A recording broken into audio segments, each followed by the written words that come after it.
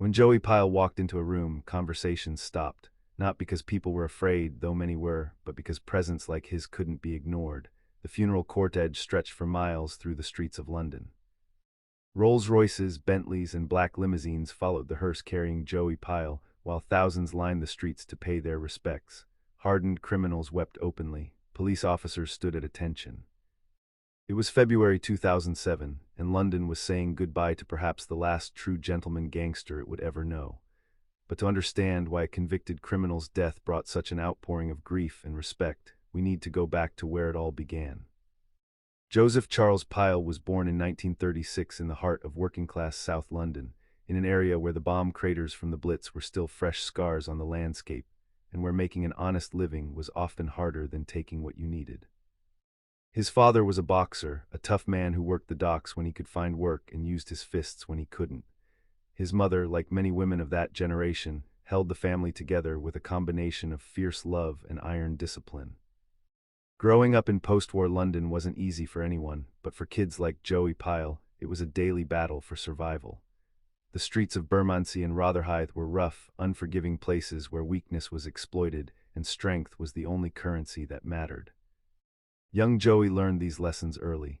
By the time he was 10, he was already fighting older boys for respect, for territory, for the right to walk certain streets without harassment.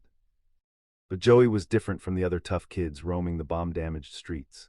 He had something that set him apart, an intelligence that went beyond street smarts, a charisma that drew people to him, and most importantly, an understanding that true power didn't come from violence alone but from knowing when to use it and when to show mercy. His teenage years were spent in and out of approved schools and borstalls, the reform institutions that were supposed to straighten out wayward youth but more often served as universities of crime. It was in these places that Joey began to build the network that would serve him throughout his life. He met kids from all over London, learned about different neighborhoods, different rackets, different ways of making money outside the law. By the time he was 20, Joey Pyle had already established himself as someone to watch in South London's criminal hierarchy. He wasn't just another thug with big fists and bigger ambitions. He had style, he had class, and most importantly, he had vision. While others were content with petty theft and protection rackets, Joey was thinking bigger. He understood that crime, like any business, needed organization, needed structure, needed leadership. The 1960s were a transformative time for London's underworld. The old guard gangsters who had ruled since before the war were aging, losing their grip on power. New players were emerging, younger, hungrier, more violent. The most famous of these were the Cray twins, Ronnie and Reggie, who were building their empire in East London. But while the Crays were grabbing headlines with their celebrity connections and increasingly erratic behavior, Joey Pyle was quietly building something more substantial in South London. Joey's approach to organized crime was fundamentally different from the Crays. Where they sought publicity, he preferred shadows. Where they ruled through fear and intimidation, he built loyalty through respect and mutual benefit. He understood that sustainable criminal enterprise required more than muscle. It required intelligence, planning, and most importantly, the ability to corrupt and co-opt legitimate institutions. His first major operations were in the protection racket, but Joey elevated it to an art form. He didn't just threaten violence to local businesses, he offered genuine protection, genuine services. If you paid Joey Pyle, your business really was protected, not just from other criminals, but from problems with suppliers, with difficult customers, sometimes even with the law. He turned protection from a simple extortion scheme into a complex service industry.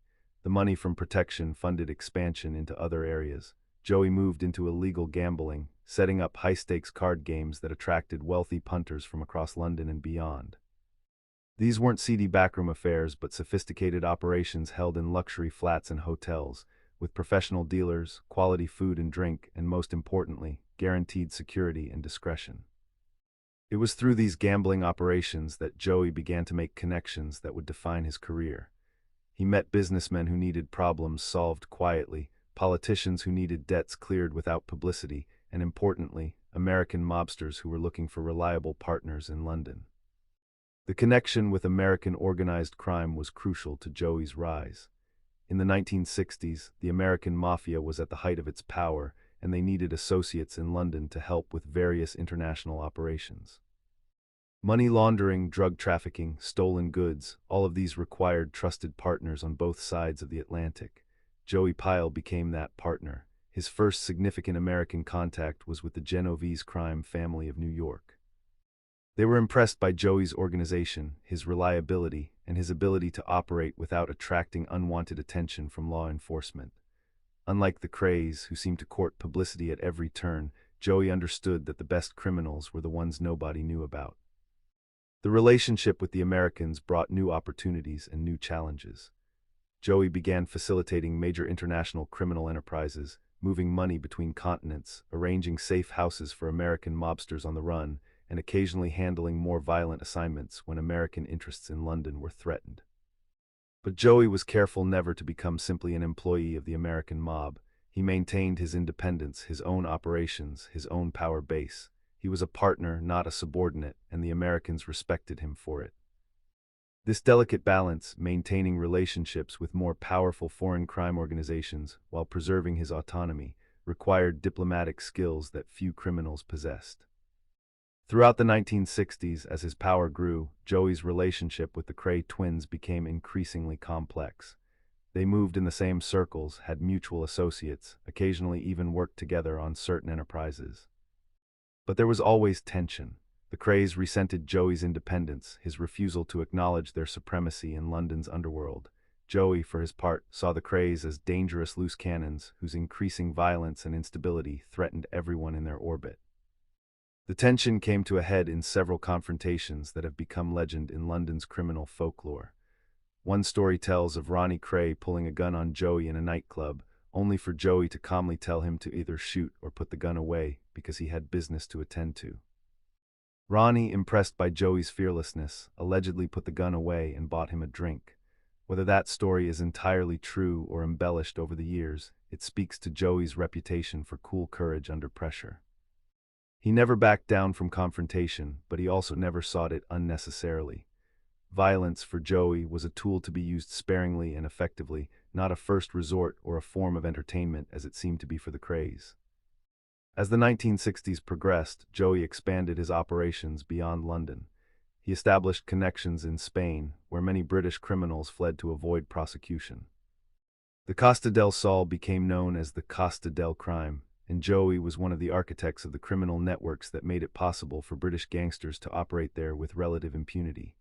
Spain wasn't just a refuge. It was a new frontier for criminal enterprise. Drug trafficking from North Africa through Spain to Britain became increasingly profitable, and Joey positioned himself as a key facilitator of these operations. He never touched the drugs himself, he was too smart for that, but he provided the infrastructure, the connections, the protection that made large-scale trafficking possible. His Spanish operations also brought him into contact with other European crime organizations. The Sicilian Mafia, the French Corsican mob, the emerging Russian gangs. Joey built relationships with all of them. He became something unique in British criminal history, a truly international crime figure who operated at the highest levels of the global underworld. But success in crime, as in any field, brings scrutiny. By the late 1960s, Scotland Yard had identified Joey Pyle as a major target. Operation after operation was launched to bring him down, but Joey always seemed to stay one step ahead. Witnesses disappeared or changed their stories. Evidence went missing. Prosecutions fell apart. It became clear that Joey had sources within the police, people who warned him of impending raids, who told him which officers could be trusted and which couldn't. The corruption went deeper than just a few bent coppers. Joey had cultivated relationships throughout the establishment. Judges, politicians, businessmen, he had dirt on all of them, and he used it not crudely, through blackmail, but subtly, creating networks of mutual obligation and benefit. A judge whose gambling debts were quietly cleared might be more sympathetic to defense arguments in a trial. A politician whose indiscretions were kept quiet might be more willing to ask questions about police operations against certain individuals. This web of corruption and influence was Joey's true masterpiece. While other criminals relied on violence and intimidation, Joey built a system that protected him through complicity. Too many powerful people had too much to lose if Joey Pyle went down. He had made himself not just untouchable, but essential to the hidden economy of favors and silence that kept London's establishment functioning. The year 1968 marked a turning point. The Krays were arrested for the murders of George Cornell and Jack the Hat McVitie, and their empire began to crumble. Many expected Joey to move in and take over their operations, but he was smarter than that. He knew that the Krays' fall meant increased police attention on all of London's major criminals. Instead of expanding aggressively, he consolidated, strengthened his existing operations, and prepared for the storm he knew was coming. The 1970s brought new challenges and opportunities. The drug trade was exploding, becoming more profitable than all traditional criminal enterprises combined. Younger criminals, less bound by the old codes of honor and loyalty, were rising through the ranks. Violence was becoming more random, more vicious. The gentlemanly gangster era that Joey represented was ending, replaced by something rawer, more chaotic. Joey adapted to these changes without abandoning his principles. He moved into drug trafficking on a larger scale, but maintained his policy of never touching the product himself. He formed alliances with the new generation of criminals, but never fully trusted them. He modernized his operations, using new technology and new methods, but kept the old-fashioned personal touch that had always been his trademark. One of his most brilliant moves during this period was his expansion into legitimate business. Using the vast profits from his criminal enterprises, Joey invested in property, in construction companies, in nightclubs and restaurants. These businesses served multiple purposes. They laundered money, they provided legitimate income, and they gave Joey a veneer of respectability that made it even harder for law enforcement to move against him. The nightclub empire was particularly important. Joey's clubs became the places where London's criminal elite mixed with celebrities, where deals were made over champagne, where the line between legitimate and illegitimate business blurred beyond recognition. He created spaces where a movie star might share a table with a drug dealer, where a member of parliament might rub shoulders with a hitman, where everyone was equal under the unwritten rules of Joey's hospitality. But running these dual worlds, the criminal and the legitimate, required incredible skill and constant vigilance. Joey had to manage not just rival criminals and police attention, but also tax inspectors, business competitors, and journalists. Any mistake, any slip could bring everything crashing down. His personal life during this period was equally complex. Joey had married young and had children, but the demands of his criminal career put enormous strain on his family relationships. His wife lived in constant fear of police raids or rival gang attacks. His children grew up knowing their father was different, that the respect and fear he commanded came from sources they didn't fully understand. Joey tried to keep his family separate from his criminal activities, but complete separation was impossible. His sons, growing up in the shadow of their father's reputation, faced constant pressure to follow in his footsteps. Some did, becoming involved in various criminal enterprises, creating a second generation of the Pyle criminal dynasty. Others tried to stay legitimate, but found that the Pyle name opened doors and created problems in equal measure. The relationship between Joey and his sons was complicated by the generational divide in criminal culture. Joey belonged to an era where there were rules, codes of conduct, lines you didn't cross.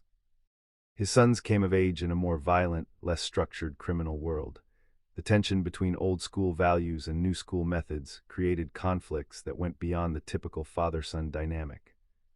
As the 1970s turned into the 1980s, Joey faced his most serious legal challenge yet. A massive police operation, years in the making, finally gathered enough evidence to bring serious charges against him. The trial was a sensation, not just for the charges themselves, but for the window it provided into London's hidden criminal world. The prosecution painted Joey as a violent crime boss who had corrupted police, intimidated witnesses, and built a criminal empire on fear and brutality. The defense portrayed him as a legitimate businessman who was being persecuted because of his working-class background and past mistakes. The truth, as always with Joey, was somewhere in between. The trial revealed the extraordinary lengths Joey had gone to insulate himself from prosecution. There were layers upon layers of intermediaries between him and any actual crimes. Orders were given through hints and suggestions rather than direct commands. Money was moved through such complex routes that tracing it back to illegal sources was almost impossible. But the prosecution had one ace up their sleeve, a former associate of Joey's who had turned informant. This man, whose identity was protected throughout the trial, provided detailed testimony about Joey's operations, his methods, his connections. It was devastating evidence, the kind that should have guaranteed a conviction. Yet Joey remained calm throughout the trial. He dressed immaculately, arriving at court each day in a different expensive suit. He was respectful to the judge, polite to the prosecution, charming to the jury. He presented himself not as a gangster, but as a successful businessman being railroaded by a vindictive establishment. The trial lasted months, with witness after witness taking the stand. Some testified to Joey's criminal activities, others to his legitimate business success and charitable work. The picture that emerged was of a man who defied easy categorization, who was neither purely criminal nor purely legitimate, but something more complex, more ambiguous. When the verdict came, it was a partial victory for both sides. Joey was convicted on some charges but acquitted on the most serious ones. The sentence was significant, several years in prison, but not the life sentence the prosecution had sought. Joey took the verdict with the same calm he had shown throughout the trial, shaking hands with his lawyers, nodding respectfully to the judge, walking to the cells with his head held high. Prison for Joey Pyle was not the hardship it might have been for others. His reputation preceded him, ensuring respect from both inmates and guards. He used his time inside to strengthen his network, meeting new contacts, forming new alliances, planning for his eventual release. Prison became not a punishment but a temporary retreat, a chance to regroup and strategize. His conduct inside was exemplary. He mediated disputes between other prisoners, organized educational programs, even helped illiterate inmates write letters to their families.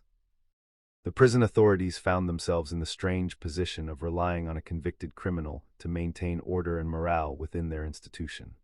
When Joey was released in the mid-1980s, London had changed dramatically. The old criminal neighborhoods were being gentrified. The traditional crime families were being displaced by new groups, Yardie gangs from Jamaica, Turkish heroin dealers, Eastern European organizations. The criminal landscape Joey had known and dominated was transforming beyond recognition. Many expected Joey to fade into retirement, to live quietly on his accumulated wealth. But Joey Pyle was not someone who could simply walk away from the life he had built. He began the slow, careful process of rebuilding his empire, adapting to the new realities while maintaining the old values that had served him so well. His approach to the new criminal groups was typically pragmatic. Rather than fight them, he found ways to work with them, to position himself as an elder statesman who could mediate disputes, facilitate cooperation, provide the institutional knowledge that these new players lacked. He became a bridge between the old and new worlds of London crime. The legitimate side of his business empire also flourished during this period. Property development in particular became a major focus. Joey had always understood that land was the ultimate commodity, and he invested heavily in areas of London that others overlooked. Former industrial sites, rundown neighborhoods, Joey saw potential where others saw decay. His development projects were controversial. Critics accused him of using strong-arm tactics to force out residents and small businesses. Supporters pointed to the jobs created, the areas regenerated, the communities revitalized. As with everything about Joey Pyle, the truth was complicated, a mix of genuine urban improvement and ruthless profiteering. Throughout the 1990s, Joey's status evolved from active crime boss to criminal elder statesman. Younger criminals sought his advice, his blessing, his intervention in disputes. He became a kind of unofficial Supreme Court for London's underworld, the man you went to when problems couldn't be solved through normal criminal channels. This role suited Joey perfectly. It allowed him to maintain his influence without the day-to-day risks of active criminal involvement. He could shape events from behind the scenes, pulling strings without leaving fingerprints. It was a natural evolution for someone who had always preferred to operate in the shadows, but age and changing times were catching up with Joey Pyle. His health began to decline, the accumulated stress of decades of criminal life taking its toll. The constant vigilance, the need to always watch his back, the burden of secrets and violence, all of it had worn down even his formidable constitution. His family relationships also evolved during this period. Some of his children had followed him into crime and faced their own legal troubles. Others had managed to build legitimate lives, though always under the shadow of the Pyle name. Joey's attempts to reconcile his role as a father with his life as a criminal created tensions that would never fully resolve. The new millennium brought fresh challenges. Law enforcement had new tools, electronic surveillance, financial tracking systems. international cooperation agreements that made old-style organized crime increasingly difficult. The kind of corruption that had protected Joey for decades was harder to maintain in an era of greater transparency and accountability. Joey adapted once again, moving more of his operations offshore, using technology to his advantage, evolving with the times while maintaining his core principles. But he was fighting a rearguard action against forces beyond his control. The world that had created Joey Pyle, that had allowed someone like him to thrive, was disappearing. His final years were marked by a strange kind of respectability. Joey became something of a cultural icon, a link to a supposedly more honorable era of crime. Filmmakers and writers sought him out, wanting to capture the essence of the old-school London gangster before it vanished entirely. Joey, always conscious of his image, carefully controlled these interactions, revealing just enough to maintain the mystique while keeping the real secrets buried. He also engaged in what some saw as attempts at redemption.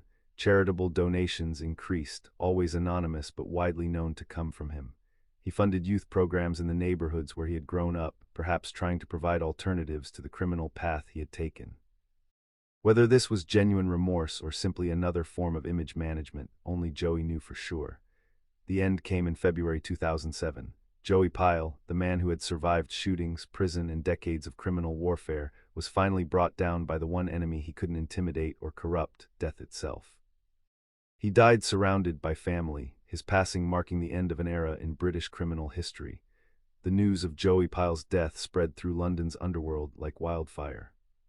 Phone calls were made in hushed tones, meetings were arranged in quiet pubs, and old enemies put aside their differences to acknowledge the passing of a giant.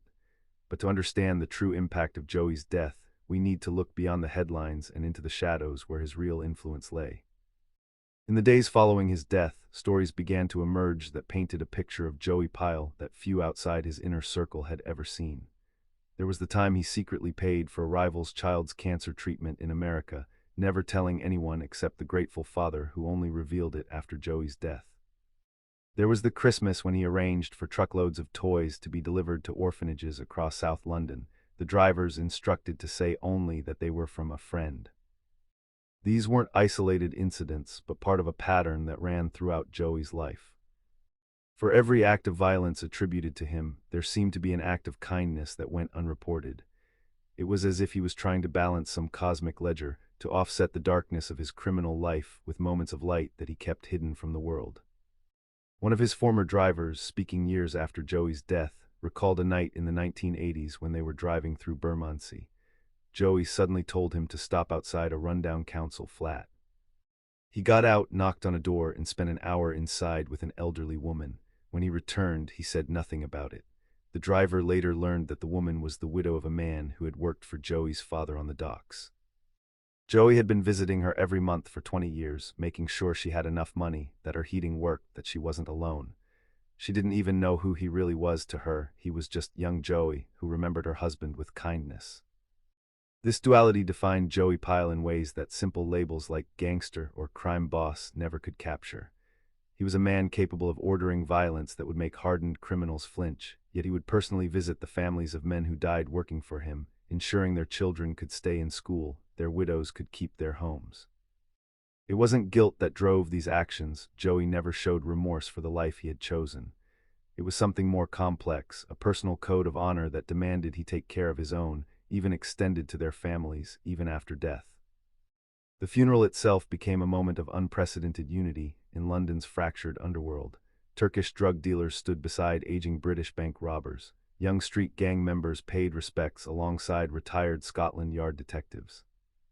The normal rules were suspended for one day as everyone acknowledged that with Joey's passing, something irreplaceable had been lost. The service was held at a church in South London, where Joey had been baptized 70 years earlier. The priest, who had known Joey since he was a child, spoke not of sin and redemption, but of complexity and contradiction, of a man who defied easy judgment. He told the congregation about the Joey who had funded the church's new roof but insisted on anonymity, who had ensured that local families in trouble could always find help at the church doors, paid for by an anonymous benefactor everyone knew was Joey Pyle. His eldest son, Joseph Jr., gave a eulogy that brought tears to the eyes of men who hadn't cried since childhood. He spoke of a father who was absent for many birthdays because he was in prison, but who somehow managed to make every Christmas magical. He talked about learning to ride a bike in the prison visiting room car park, the only place his father could teach him. He described a man who taught him that respect was earned, not inherited, that a man's word was his bond, and that family came before everything else. But perhaps the most moving tribute came from an unexpected source. Detective Chief Inspector Michael Harrison, who had spent 15 years trying to put Joey Pyle behind bars, attended the funeral in civilian clothes. When asked why he was there, he simply said that Joey Pyle was the last of a breed, that the criminals who would come after him would have no honor, no code, no respect for anything. "I spent my career fighting Joey Pyle," he said, "but I'd rather have 10 of him than one of these new psychopaths with their machine guns and their complete disregard for innocent life." This grudging respect from law enforcement reveals something important about Joey's era. There were rules then, unwritten but understood by both sides. You didn't target families, you didn't involve civilians. Violence was business, not pleasure. When Joey's men clashed with rivals or police, it was professionals doing their jobs, not the indiscriminate warfare that would characterize later gang conflicts. The stories that emerged after his death also revealed the international scope of Joey's influence. A former FBI agent wrote about how Joey had once provided crucial information that prevented a war between American crime families from spilling onto British soil. A Spanish police chief recalled how Joey had mediated between British and Russian gangs on the Costa del Sol, preventing a bloodbath that seemed inevitable. Even in crime, Joey had been a diplomat, understanding that controlled competition was better than chaos. But not all the revelations were flattering. Details emerged of the violence that had underpinned Joey's empire. Former associates spoke of beatings that left men permanently disabled, of businesses destroyed for refusing to pay protection, of rivals who simply disappeared. Joey might have been more honorable than many criminals, but he was still a criminal, and his success was built on a foundation of fear as much as respect. One particularly chilling story involved a rival gang leader who had tried to muscle in on Joey's territory in the early 1970s. The man's body was never found, but his hands were delivered to his crew in a box with a note that simply said, "Hands off." Whether Joey personally ordered this or it was done by overzealous subordinates trying to please him, the message was clear: crossing Joey Pyle came with severe consequences. Yet even these violent stories were tempered with unexpected nuance. The widow of one of Joey's victims was discovered to have been receiving anonymous monthly payments for 30 years after her husband's death. The payments were enough to raise her children, keep her home, and ensure a comfortable retirement. They stopped the month Joey died. When asked about it, one of Joey's former lieutenants said simply, "Mr. Pyle believed in taking care of business, all aspects of business." The economic impact of Joey's death was felt almost immediately. Without his mediating influence, conflicts that had been kept in check erupted into open warfare. Territory disputes that Joey would have resolved with a quiet word now resulted in shootings. Business arrangements he had guaranteed fell apart, leading to losses in the millions. It turned out that Joey Pyle had been something like a central bank for the criminal economy, providing stability and trust that allowed illegal enterprises to function smoothly. The legitimate businesses Joey had built were quickly fought over by his heirs, both biological and criminal. Some were sold off to pay debts and legal fees. Others were taken over by his children who tried to run them honestly, with varying degrees of success. The property empire he had built proved the most enduring, with many of his developments now worth hundreds of times what he paid for them. In death, Joey Pyle had inadvertently created generational wealth for his family, transforming dirty money into clean assets through the alchemy of real estate. His influence on popular culture also became apparent after his death. Writers who had been too frightened to base characters on him while he lived now felt free to mine his life for material. Films, television shows, and books began appearing that were clearly inspired by Joey Pyle, though always with names changed and details altered for legal reasons. He became a cultural archetype, the gentleman gangster, the honorable thief, the criminal with a code. But those who knew him best were frustrated by these portrayals. They were too simplistic, too romantic, missing the genuine complexity of the man. Joey wasn't a Robin Hood figure stealing from the rich to give to the poor. He stole from everyone and gave to those he deemed worthy by his own mysterious criteria. He wasn't a working-class hero standing up to the establishment. He was a cunning operator who corrupted that establishment for his own benefit while maintaining the fiction of rebellion. Perhaps the most revealing story about Joey Pyle came from his personal physician, speaking years after patient confidentiality ceased to matter. In his final months, Joey had known he was dying. The cancer that would kill him had been diagnosed early enough to treat, but Joey had refused anything beyond pain management. When asked why, he had said that he'd lived his life on his own terms and would die the same way. But the doctor suspected another reason. Joey knew that his death would end conflicts that his living presence perpetuated. It was his final strategic move, using his own death as a way to protect his family from the vengeance of enemies who would never move against them while he lived. In those final months, Joey had systematically put his affairs in order. Old debts were settled, sometimes in unexpected ways. Men who thought they owed Joey money received messages that their debts were cleared. Others who had wronged him were told they were forgiven, but a select few received different messages, warnings that Joey's death wouldn't mean safety, that certain actions would still have consequences even from beyond the grave. Even dying, Joey Pyle was managing his empire, pulling strings, setting things in motion that would play out long after he was gone. His relationship with his family in those final days revealed yet another side of this complex man. His grandchildren knew him not as a feared gangster, but as the grandfather who told them fantastic stories, who always had sweets in his pockets, who attended every school play and football match he could. To them, he was simply Granddad Joe, and they couldn't understand why so many people seemed afraid of this gentle old man who taught them card tricks and helped with their homework. One granddaughter, speaking as an adult years later, recalled asking him why some children at school said he was a bad man. Joey had looked at her for a long moment before saying, "I've done bad things, love." But doing bad things and being bad aren't always the same. Sometimes the world gives you bad choices, and you pick the least bad one you can live with. When you're older, you'll understand that good and evil aren't as simple as they teach you in school. This moral ambiguity was central to Joey's worldview. He never saw himself as evil, despite the violence and crime that defined his life. In his mind, he was a businessman operating in a market that happened to be illegal. The violence was regrettable but necessary, like a conventional businessman might regret laying off workers while seeing it as essential for the company's survival. This ability to rationalize, to compartmentalize, to maintain a self-image that contradicted his actions was perhaps Joey's greatest psychological survival mechanism. The police files on Joey Pyle, released years after his death, ran to thousands of pages. They revealed the extraordinary resources that had been devoted to bringing him down over 5 decades. Surveillance operations, undercover officers, informants, wiretaps, the state had thrown everything at Joey Pyle, and while they had occasionally won battles, they had never truly won the war.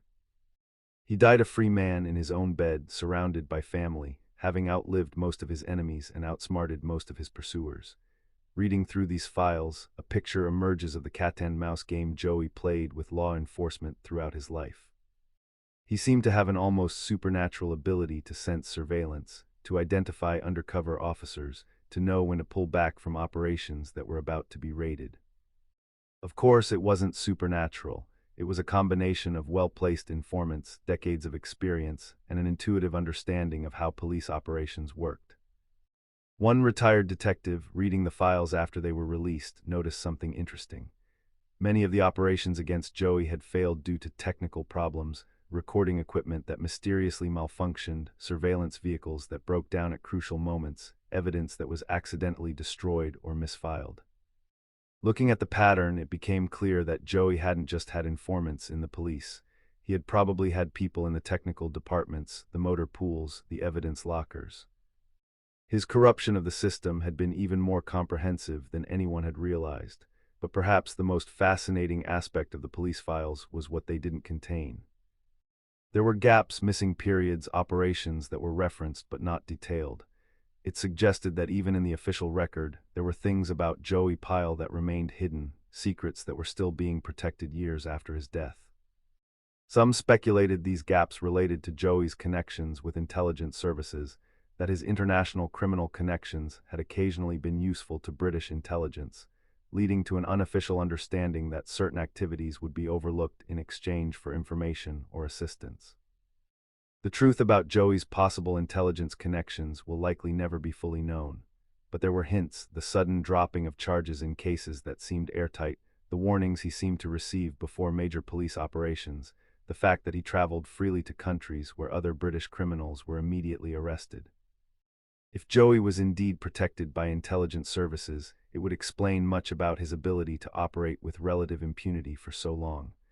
As we look back on Joey Pyle's life from the distance of years, patterns emerge that weren't visible at the time. His career traced the evolution of organized crime in Britain from its local, almost artisanal origins to its modern form as part of global criminal networks. He was there at every transformation, adapting, evolving, surviving when others fell. But more than just a criminal, Joey Pyle was a mirror held up to British society. His corruption reached into every level of the establishment, revealing the hypocrisy and venality that lurked beneath the surface of respectability. The fact that he could operate so successfully for so long said as much about the society that enabled him as it did about Joey himself. His legacy is visible in the structure of British organized crime today. The hierarchies, the territories, the codes of conduct, much of it can be traced back to innovations Joey Pyle introduced or perfected. Even young criminals who have never heard his name operate according to rules and structures he helped establish. In this sense, Joey achieved a kind of immortality, his influence persisting long after his death. But there's another legacy, one that's harder to quantify but perhaps more important. Joey Pyle represented the last generation of criminals who saw themselves as part of their communities rather than separate from them.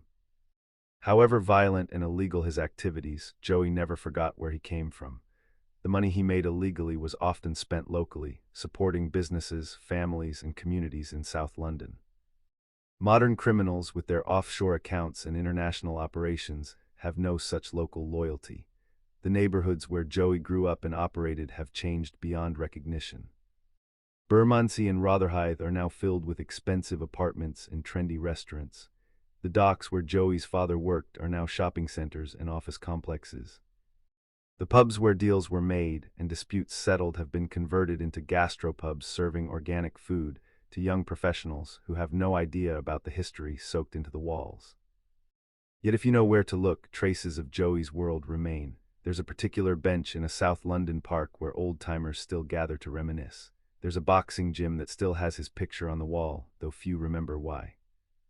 There's a church where a plaque acknowledges an anonymous donor who saved it from closure. Everyone knows it was Joey, though his name appears nowhere. The men who worked for Joey are old now, those who are still alive. They gather occasionally in quiet pubs away from prying eyes to share stories and remember better days. They speak of Joey with a mixture of fear, respect, and something approaching love. He was hard, they say, but fair. He demanded loyalty but gave it in return. He made them rich but also made them accomplices to things they still have nightmares about. One of these old soldiers, speaking on condition of anonymity, provided perhaps the best summary of Joey Pyle. He was the best and worst man I ever knew. He could be generous beyond belief and cruel beyond imagination, sometimes in the same day. He built an empire on violence but genuinely cared about people. He corrupted everything he touched but had his own weird integrity. I've spent 40 years trying to understand Joey Pyle, and I'm no closer now than when I started. Maybe that was his greatest trick, being too complex to ever really know. The women in Joey's life, his wife, his mistresses, his daughters, have largely remained silent about their experiences. But those who have spoken paint a picture of a man who was simultaneously absent and overwhelming, distant and intensely present. He might disappear for weeks on business, but when he was home, he was completely there, focused on family with the same intensity he brought to his criminal enterprises. His wife, who stood by him through arrests, trials, and imprisonment, once said in a rare interview that being married to Joey was like being married to 3 different men. There was Joey, the husband and father, who was loving and attentive. There was Joey, the businessman, who was cold and calculating. And there was Joey, the gangster, who was someone she tried not to think about. The skill, she said, was in never letting those 3 men meet, in keeping them in separate compartments of her mind, just as Joey seemed to keep them in separate compartments of his life. As I delve deeper into Joey's story, one incident stands out as particularly revealing of his character. In the summer of 1983, a young boy from the neighborhood went missing. The police searched half-heartedly, another runaway from the estates they assumed, But the boy's mother, desperate and with nowhere else to turn, approached Joey Pyle. Within 24 hours, every criminal in South London was looking for that boy. Joey had put the word out that anyone who hurt a child in his territory would answer to him personally. The boy was found 3 days later, held by a predator who had been planning to traffic him abroad. What happened to that predator remains unknown. He simply disappeared, never to be seen again. But the boy was returned safely to his mother, and Joey ensured the family had everything they needed to recover from their ordeal. When the mother tried to thank him, Joey simply said, "There are rules, some lines you don't cross. Anyone who hurts kids has crossed that line."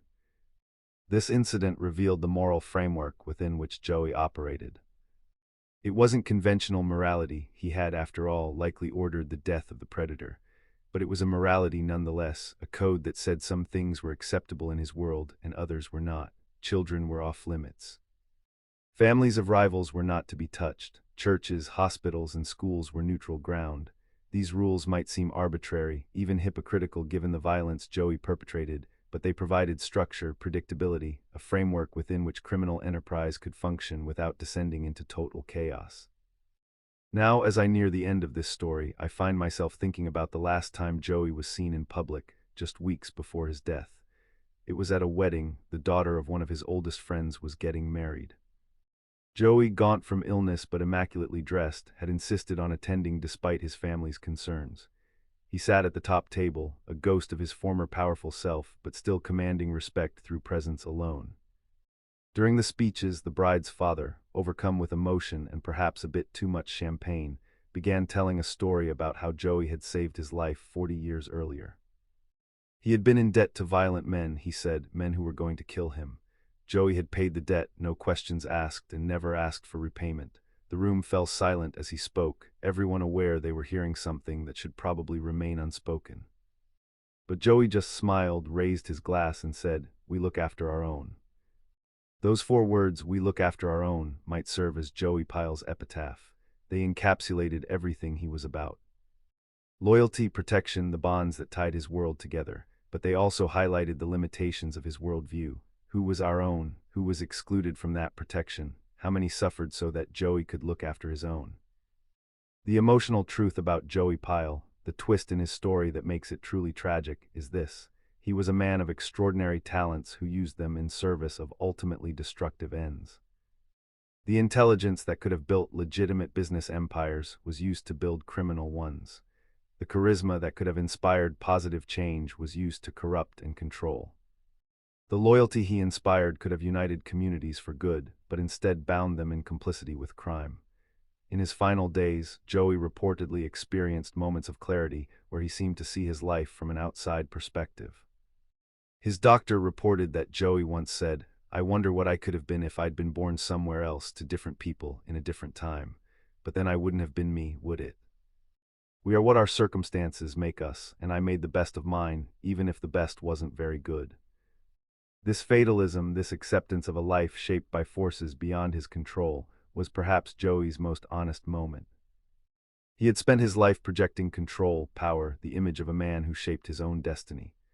But in the end, he recognized that he had been as much a product of his environment as anyone else, that the choices he thought he had freely made were constrained by circumstances, by culture, by the limited options available to a working-class boy in post-war London. The real tragedy of Joey Pyle isn't that he was evil. Evil is too simple a word for such a complex man. The tragedy is that he was human, all too human, capable of both great kindness and terrible cruelty, of loyalty and betrayal, of love and violence. He was a man who could have been so much more, but also couldn't have been anything other than what he was. Today, Joey Pyle's grave in a South London cemetery is still regularly decorated with fresh flowers. Who leaves them is a mystery, former associates, grateful families he helped, or perhaps those who still fear his reach from beyond the grave. The headstone is simple, bearing only his name and dates, no mention of his criminal career or the empire he built. But everyone who passes it knows who lies beneath and what he represented. As London continues to change, as the last of those who knew Joey personally pass away, his story is evolving from history into legend. The rough edges are being smoothed, the violence minimized, the romantic elements emphasized. He's becoming a character from London's mythology rather than a real man who lived and died and left a complex legacy of crime and kindness, violence and charity, fear and respect. But for those who truly knew him, who lived in his world, who bore witness to both his generosity and his brutality, Joey Pyle remains impossible to categorize. He defied simple moral judgments in life and continues to do so in death. He was neither hero nor villain, but something more complex, more human, a man who showed that even in the darkest corners of society, even in lives built on violence and crime, there could be honor, loyalty, and a twisted kind of love. The final image I leave you with is this. It's a cold February morning in 2007. The funeral cortege is making its way through South London. An old woman, bent with age, stands at her window watching it pass. She doesn't know she's crying until she feels the tears on her cheeks. 50 years ago, Joey Pyle had paid for her husband's funeral when she couldn't afford it, had made sure her children stayed in school, had protected her family when they had no one else to turn to. She knows what he was, what he did, the violence that paid for his kindness. But in that moment, watching his final journey, all she can think is that the world has lost someone who, for all his faults, looked after his own. And perhaps that's Joey Pyle's true legacy, not the criminal empire that died with him, not the violence that scarred so many lives, but the memory held by those he helped, those he protected, those who saw in him something more than just another gangster. He was proof that human beings are never just one thing, that even in the darkest lives there can be moments of light, that the capacity for both good and evil exists in us all. Joey Pyle died as he lived, on his own terms, surrounded by family and friends, unrepentant but not unaware of the cost of his choices. His death marked the end of an era, the passing of the last true gentleman gangster, the closing of a chapter in London's long and violent history. But his story remains, a reminder that crime and kindness, violence and honor, evil and humanity are not opposites but threads woven together in the complex tapestry of a life lived fully, if not well. In the end, Joey Pyle was exactly what he had always claimed to be, a man who looked after his own. The tragedy, the bitter irony that gives his story its emotional weight, is that in looking after his own, he destroyed so many others. He built his kingdom on the suffering of those he deemed outsiders, created his family's security through other families' fear, funded his generosity through brutality that left scars still visible in London's underworld today. Yet even knowing all of this, even accounting for all the violence and crime, there's something about Joey Pyle that commands respect, even admiration. Perhaps it's the consistency of his code, the fact that he lived and died by rules he never broke. Perhaps it's the glimpses of kindness that suggested a different man might have existed in different circumstances. Or perhaps it's simply that in a world of increasing complexity and moral ambiguity, there's something almost refreshing about a man who knew exactly who he was, what he stood for, and never pretended otherwise. Joey Pyle was a criminal, a violent man who caused immeasurable suffering, but he was also a father, a friend, a protector of those he deemed worthy of protection. He was a contradiction, a paradox, a man who defied easy categorization. And in that defiance, in that complexity, lies the enduring fascination with his story. We want our villains to be purely evil, our heroes to be purely good. Joey Pyle was neither and both, a reminder that human nature is more complex than our simple moral categories can contain.